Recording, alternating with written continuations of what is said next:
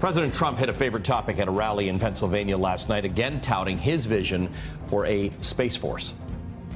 I've directed the Pentagon to begin the process of creating a sixth branch of the United States Armed Forces called the Space Force. Very important.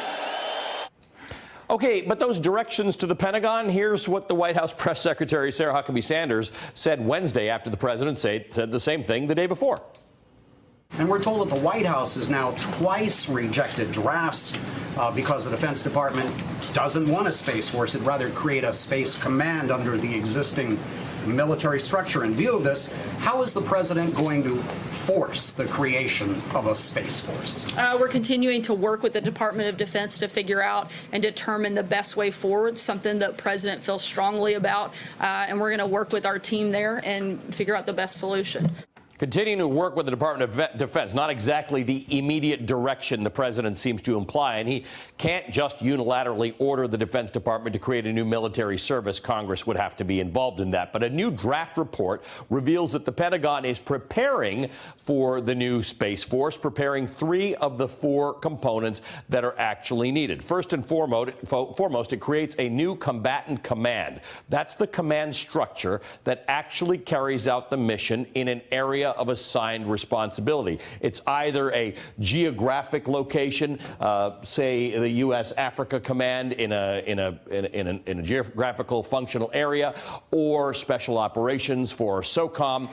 The president or the Pentagon also plans to reorganize the existing Air Force Space Command, which is currently a lead agency on space, though each of the military departments, the Army, the Navy, and the Air Force, have their own Space Command or brigade. Now, the change would heavily affect the Air Force, but it's unclear how involved Air Force officials have been in the planning process. It would have to pull from the other services to create a cohesive unit. And for the president, willing to cut military exercises with South Korean allies, at least in part due to costs, it's unclear which branch would bear the heaviest brunt of losing their budget to the new kid on the block. The current branches, the Marine Corps, the Coast Guard, falling under the Department of Navy, make up more than 80% of the Department of Defense $686 billion request for government funding in the fiscal year of 2019. All right, joining us now is former NASA astronaut, commander of the International Space Station, and retired U.S. Navy Captain Scott Kelly. Good morning, Captain Kelly, or Commander Kelly, excuse me. Walk us through this. Creating a new branch of military, this is a massively expensive and bureaucratic effort, sort of the opposite of what this administration claims to be doing across the board. Give us your view.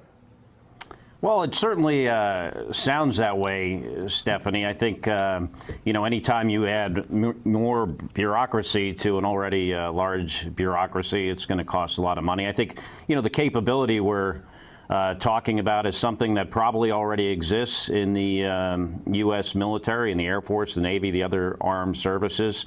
I spent 25 years in the Navy and 20 of it at NASA.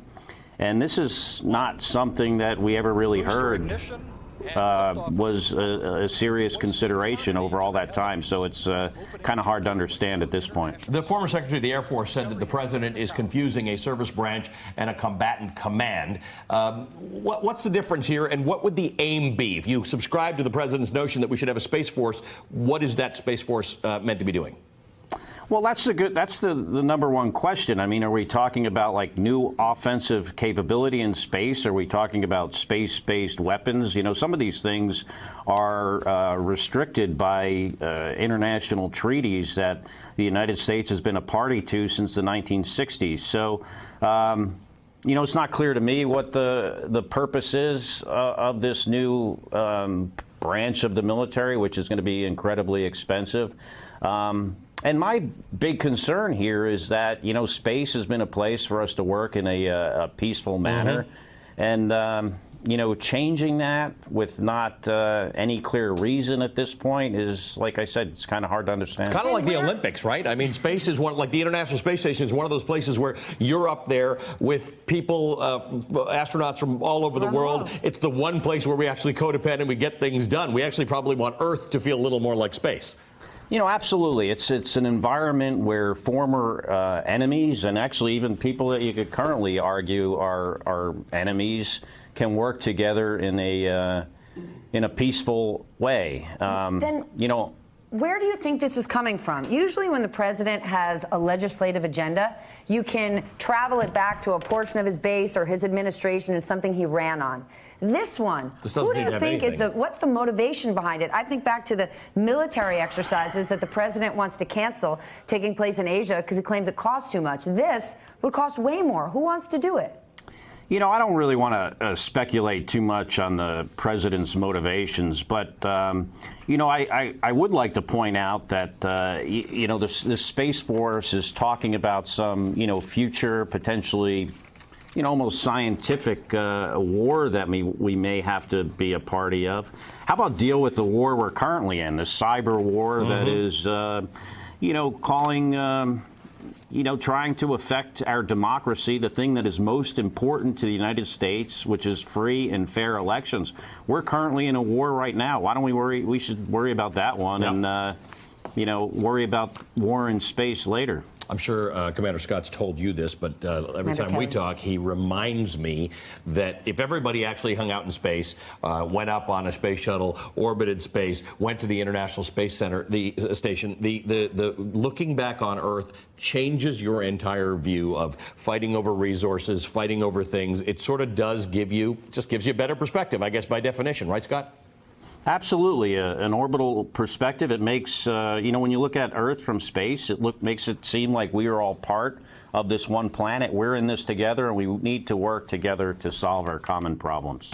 Hey, MSNBC fans, thanks for checking out our YouTube channel. Subscribe by clicking on that button down there and click on any of the videos here to watch the latest interviews and highlights. You can get more MSNBC for free every day with our newsletters. Just visit msnbc.com/newsletters to sign up now.